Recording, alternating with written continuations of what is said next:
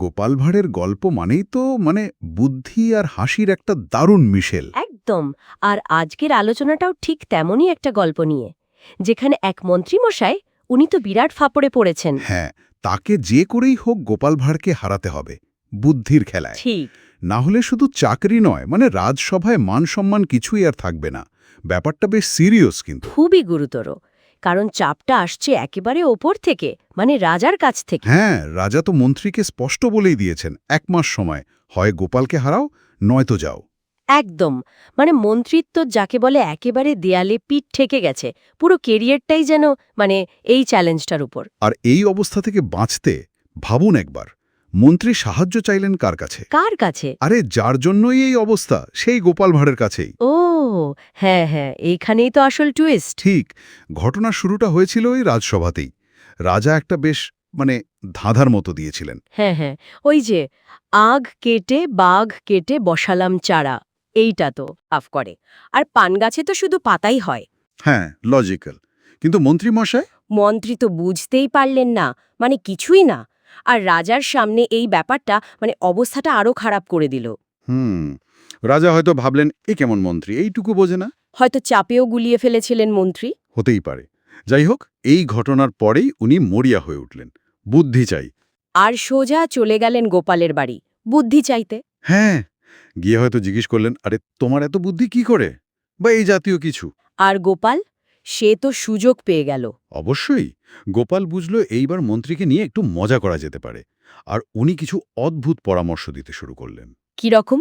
প্রথমে বলল, চোখ কান খোলা রাখতে হবে, চারপাশ দেখতে হবে, শুনতে হবে। আচ্ছা, এই পর্যন্ত তো ঠিকই আছে, এটা তো কাজের কথাই। হ্যাঁ, এটা বেশ যুক্তিসঙ্গত। কিন্তু এর পরেই শুরু হলো আসল খেলা। কি রকম?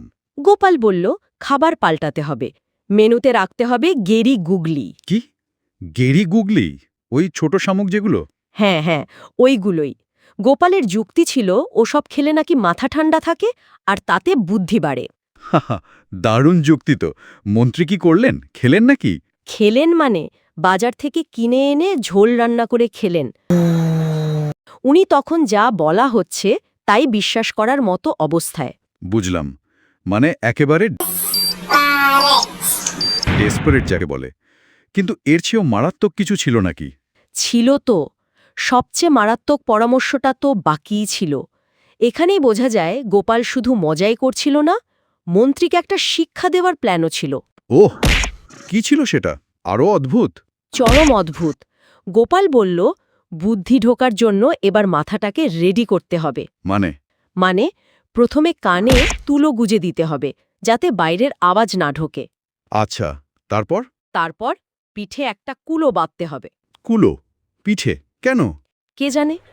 তারপর মাথা ন্যাড়া করতে হবে, একেবারে ন্যাড়া। সর্বনাশ! তারপর? আসল কাজটা এরপর। নদীর ধারে যেতে হবে, গিয়ে গরম বালি 2 হাতে নিয়ে মাথায় ঘষতে হবে।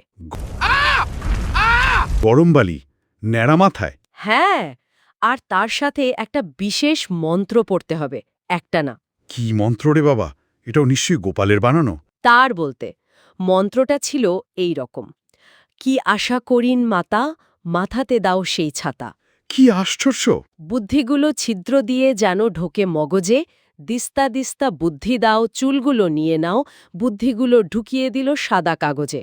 ভাবুন একবার অবস্থাটা। অবিশ্বাস্য। কিন্তু মন্ত্রীমশাইয়ের কাছে তো তখন অন্য কোনো উপায় নেই। উনি নিশ্চয়ই সব করলেন। করলেন অক্ষরে অক্ষরে পালন করলেন। এতটাই মরিয়া ছিলেন, কোনো প্রশ্নই করলেন না। তারপর? নদীর ধারে গেলেন ওই অবস্থায়। হ্যাঁ, গেলেন। ন্যাড়া মাথা, কানে তুলো, পিঠে কুলো। আর উনি যখন ওই গরম বালি মাথায় ঘষছেন আর চেঁচিয়ে মন্ত্র পড়ছেন। কি হলো তখন? ঠিক সেই সময়ে গোপালের প্ল্যান মাফিক রাজা আর রাজসভার সবাই সেখানে হাজির। বলেন কি, একেবারে হাতে নাতে ধরা পড়ে গেলেন? একদম। ভাবুন একবার সেই দৃশ্যটা। সবার সামনে ওই অবস্থায় মন্ত্রী। এর চেয়ে বড় অপমান আর কি হতে পারে? উফ, মান সম্মান তো গেলই, বোকামিটাও একেবারে প্রমাণিত হয়ে গেল। পরিণতি আরও খারাপ হয়েছিল। শোনা যায় ওনার স্ত্রীও নাকি লজ্জায় বাপের বাড়ি চলে গেছিলেন। ও নো! চাকরি গেল, সম্মান গেল, আবার সংসারও ভাঙল। হ্যাঁ, গোপালের বুদ্ধির প্যাচে পড়ে মন্ত্রী মশাইয়ের একেবারে যাকে বলে ভরাডুবি হল। সত্যি গল্পটা শুধু হাসির নয়, এর মধ্যে অনেকগুলো দিক আছে। গোপালের ওই যাকে বলে উইট, আর মন্ত্রীর বোকামি বা সরল বিশ্বাস। বোকামিই বলা ভালো, কারণ গল্পটা এটাও দেখায় যে নকল করে বা ধার করে আসলে জ্ঞানী হওয়া যায় না। ঠিক, কিন্তু শুধু কি তাই?